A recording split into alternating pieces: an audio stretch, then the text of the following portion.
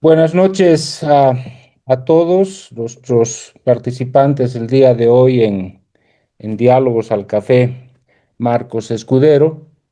Hoy vamos a abordar un tema que creemos y estamos seguros que es de gran actualidad y de gran importancia e impacto en esta parte del mundo, bueno, en realidad en todo el planeta. Vamos a hablar de narcotráfico y políticas antidroga.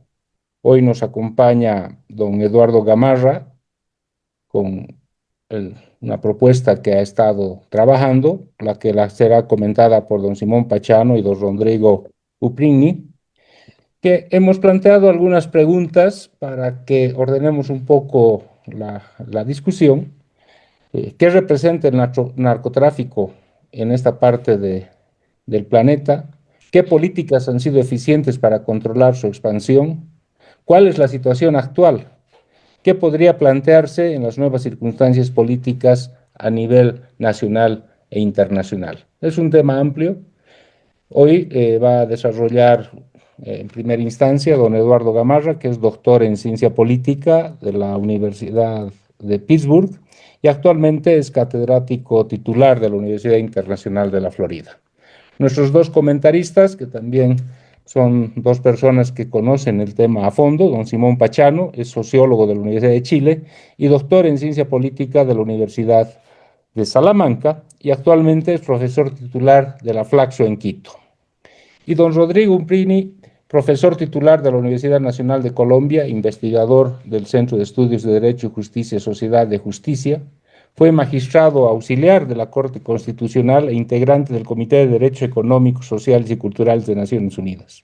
También, como nuestros dos anteriores invitados, autores de varias publicaciones y libros sobre este y otros temas.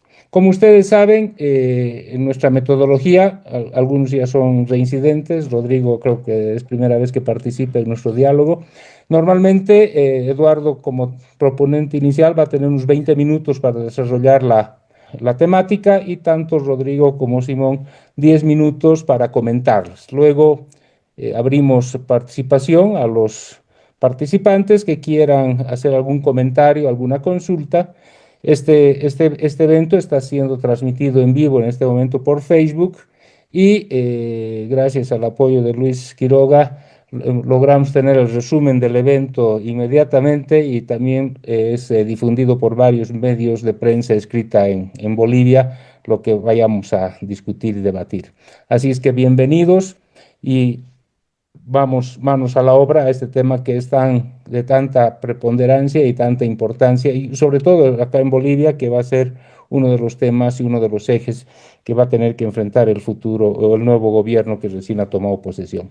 Gracias, Simón, por tu disciplina. Lo invito a Rodrigo Uprigni desde Colombia, que nos haga también su visión y nos cuente un poquito cómo está la situación por allá. Bienvenido, Rodrigo, y gracias por participar hoy en nuestro evento. Adelante. Buenas noches a todas y a todos. Un agradecimiento por esta invitación a estos diálogos al café, pero claro que hasta ahora parece más como diálogos con alguna sustancia psicoactiva más fuerte. Yo voy un gusto compartir con Eduardo y Simón y un agradecimiento a Roberto Lacerna por haber hecho la invitación y por volverla a ver después de tantos años. Y yo quisiera plantear quiero comenzar, digamos, destacando que el trabajo de Eduardo es excelente, su análisis de las transformaciones del narcotráfico junto con las transformaciones del régimen político boliviano es muy sugestivo y el uso de las categorías teóricas que propone para mirar esas transformaciones, combinando tesis de teoría política como las de Tilly o como las de O'Donnell, con análisis criminológicos y particularidades del caso boliviano, es muy bueno. Yo obviamente no voy a hablar del caso boliviano sobre el cual no tengo competencia, pero tampoco quiero centrarme en compararlo con el caso colombiano, sino hacer una reflexión más teórica de la tragedia que llevamos 30 años viviendo los latinoamericanos. Y esa tragedia es que el narcotráfico ha penetrado a casi todos los países de América Latina. En alguna época era algo más limitado a algunos países como el mío, como Colombia, y era algo como considerado como excepcional de Colombia. Y hoy lo que vemos, por ejemplo, con la penetración del narcotráfico en Ecuador y los niveles de violencia que ha alcanzado en los últimos 4 o 5 años, muestra que es una realidad transnacional. Y yo creo que el narcotráfico articula otras economías criminales. Eso que llaman algunos el negocio del crimen, es decir, el narcotráfico tiene ese efecto articulador de otras economías criminales, pero es el elemento decisivo en esa articulación. Y entonces yo creo que cualquier debate que hagamos sobre el narcotráfico no puede eludir el debate, a pesar de que a uno le parezca que eso es inmodificable, pero no puede eludir el debate de la prohibición, del régimen internacional de prohibición de drogas, porque yo creo que ese régimen es un fracaso y una injusticia, y que es imposible por razones empíricas que ya se han mostrado durante 40 años, pero también por razones de la economía política de la prohibición. Es imposible eliminar el narcotráfico mientras no se elimine la prohibición. Y mientras tengamos la prohibición de la cocaína, vamos a tener el narcotráfico en América Latina con pesos distintos en distintos países. Si a los colombianos nos va bien peleando contra las organizaciones narcotraficantes, se irán a Ecuador, o se irán a Perú, o surgirán otras en Bolivia, pero no hay ninguna evidencia de que en 40 años de régimen de provisión esta haya tenido el impacto mínimo en la reducción de la oferta de drogas ilegales, en este caso de la cocaína, que es, digamos, la que articula esencialmente el narcotráfico en la mayor parte de los países de América Latina. Y lo peor es que eso no ayuda en nada en términos de salud pública a los usuarios, sino todo lo contrario. La provisión lo que hace es agudizar los problemas del abuso de sustancias psicoactivas, porque no hay control sobre los mercados ilegales y las personas terminan accediendo a esas sustancias en condiciones de marginalidad y sin saber qué es lo que obtienen. Gran parte de las muertes por sobredosis de opiáceos en Estados Unidos, de fentanilo, es porque no saben que están consumiendo. No es que la gente quiera tener una sobredosis, sino que creen que están consumiendo un fentanilo más suave y terminan consumiendo uno mucho más fuerte y mueren de sobredosis. Entonces, la prohibición es mala para suprimir la oferta y es mala para los usuarios, y por eso pues muchos llevamos 30 años criticando la prohibición. Y yo creo que hay que seguir en esa crítica. A algunos puede parecerles un poco fuera de contexto porque no estamos cerca de eliminar la prohibición de la cocaína, y eso es verdad.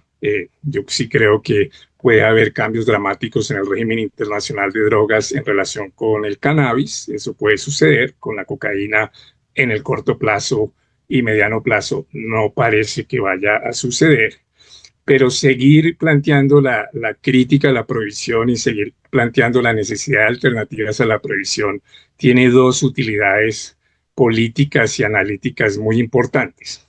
La primera es que nuestro problema no es que haya mucha o poca o nada de producción de cocaína.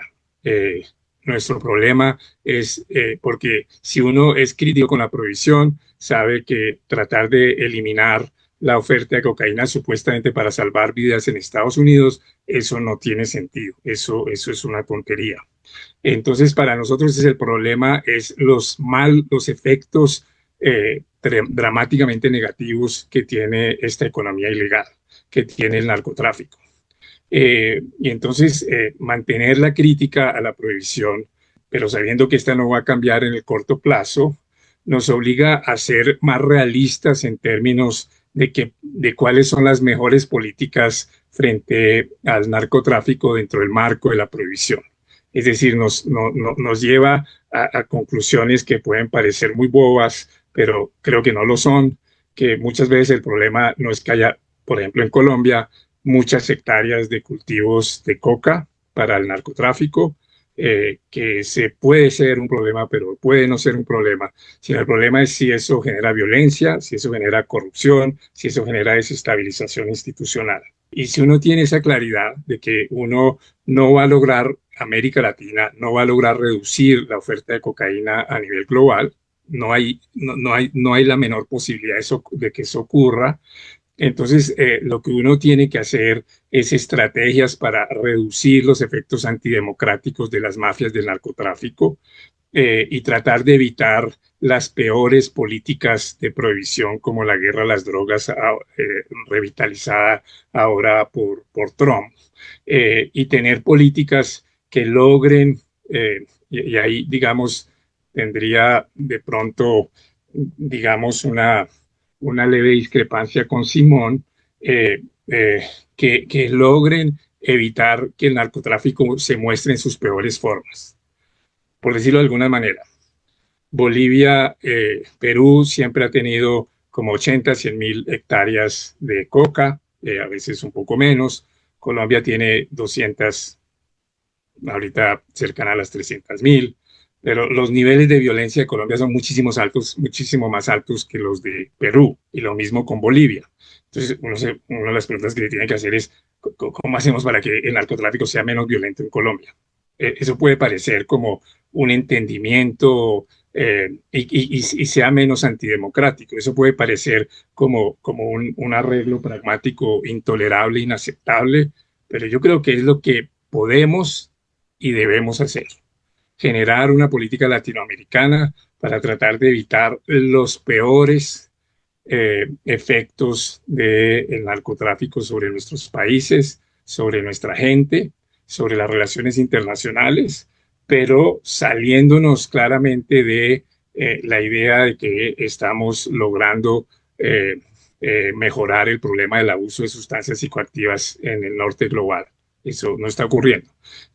Lo que pasa es que no podemos cambiar unilateralmente la prohibición, podemos sí flexibilizarla, podemos cambiarla en ciertas sustancias, como por ejemplo el cannabis. Yo he defendido la legalización del cannabis en Colombia, que liberaría, digamos, a la policía de andar persiguiendo consumidores de cannabis y permitiría tener, digamos, más capacidad policial para otras labores, y tendría una mejor relación de la policía con la población, porque el cannabis es la sustancia más consumida, de las sustancias ilegales, la más consumida en Colombia. Eso no arregla el problema de las mafias, porque las mafias de cannabis en Colombia son menores en relación con las del narcotráfico, con las de la cocaína, pero tendría un efecto positivo.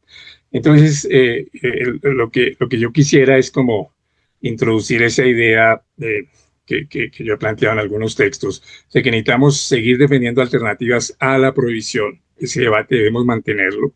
Y debemos, digamos, para quitarnos, digamos, el que estamos en una cruzada contra las drogas, no, estamos enfrentando mafias y tenemos que hacer cómo hacemos con esas mafias para que sean lo menos peores para nuestros países.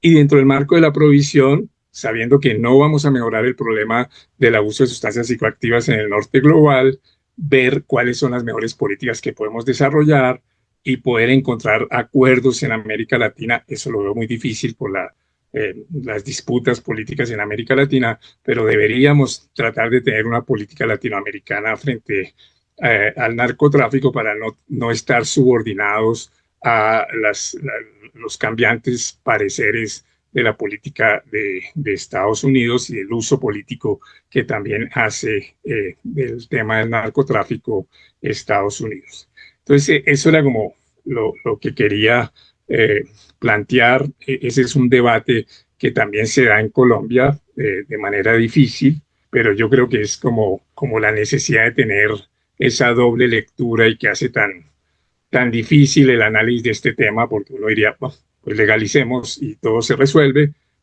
pero eso no va a ocurrir. Entonces olvidémonos del debate de la prohibición. No, yo creo que tenemos que mantener ese doble registro todo el tiempo para tener más lucidez para enfrentar los problemas del narcotráfico en nuestros países. Muchas gracias, espero no haberme excedido de tiempo.